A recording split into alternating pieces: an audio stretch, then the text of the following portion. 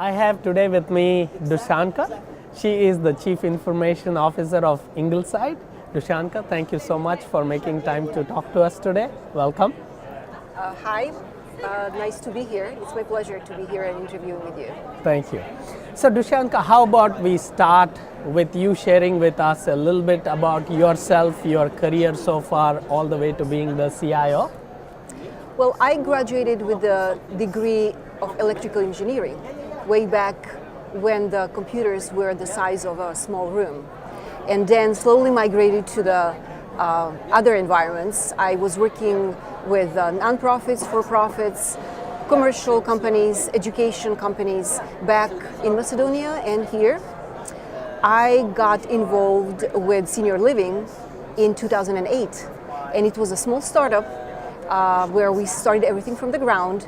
It was very exciting because for people who are not aware of how complex the senior living it is, it was challenging in many areas, but it was a huge experience for me.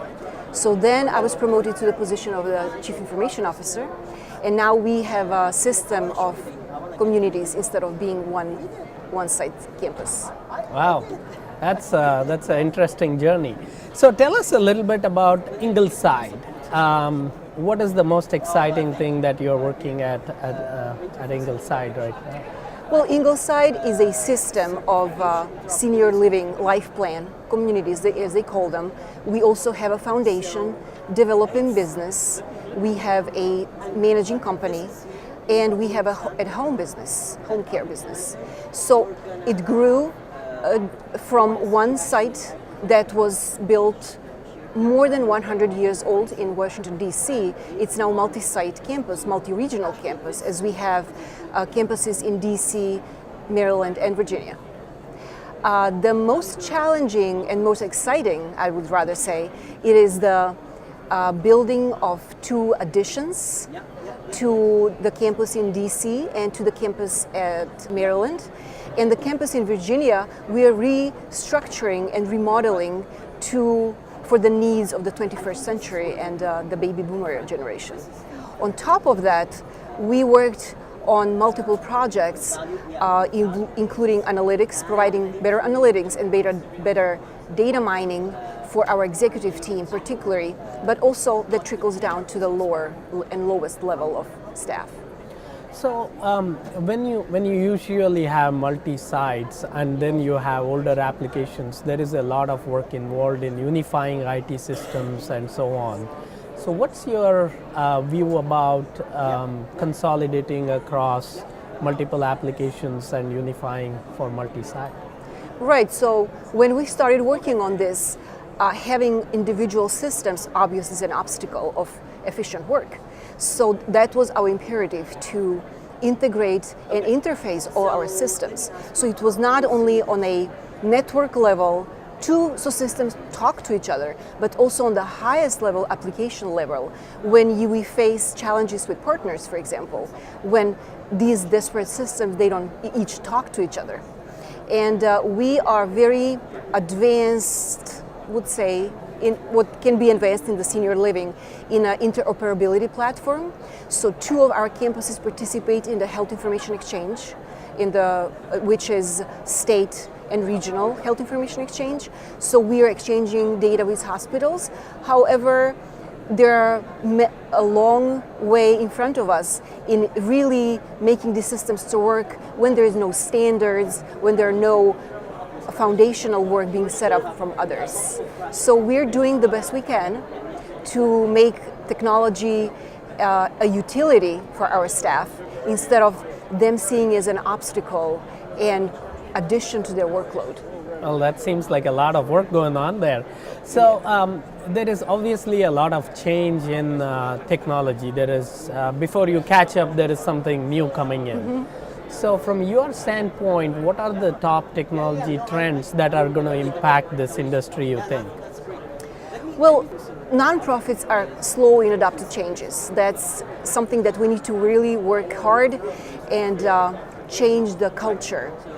The challenges are multifold because of lack of standards, because of lack of funding.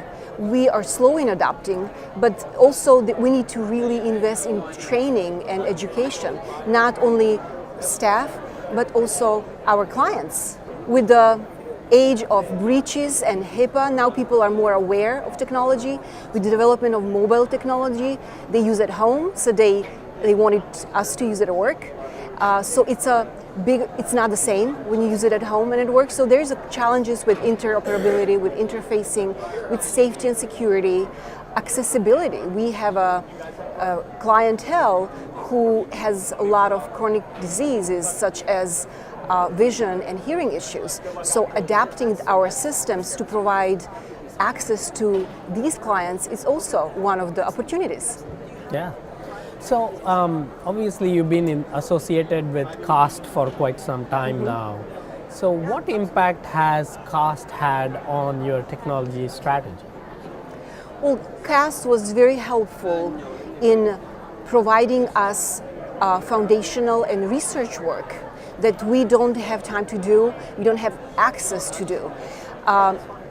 Traditional research was not focused on senior living, so this was a fresh of breath air for us to have somebody who is actually looking at different systems and giving advice and guidelines to companies such as senior living without extensive IT support and technology support, giving them guidelines, giving them advices.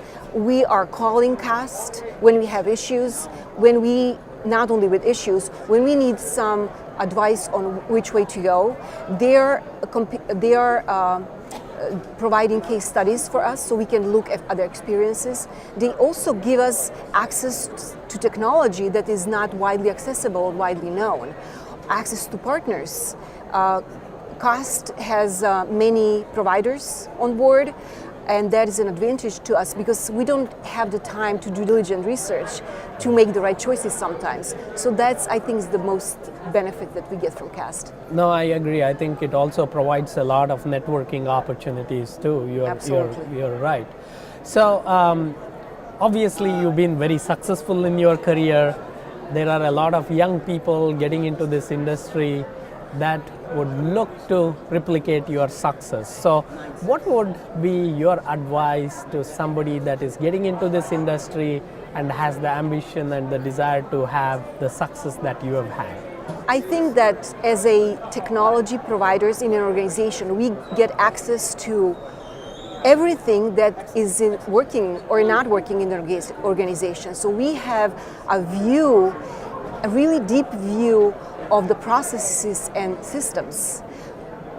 And that's the advantage that IT should take and should really embrace, looking as a business opportunity, not really implementing technology per se, but looking at the business, how IT can contribute to the success of the vision, of the mission organization, and creating business opportunities for it. Well, Dusanka, thank you so much for taking time to share these wonderful insights with us. Thank you again and have a great rest of the conference. Thank you. It's my honor to be here interviewing with you. Thank you.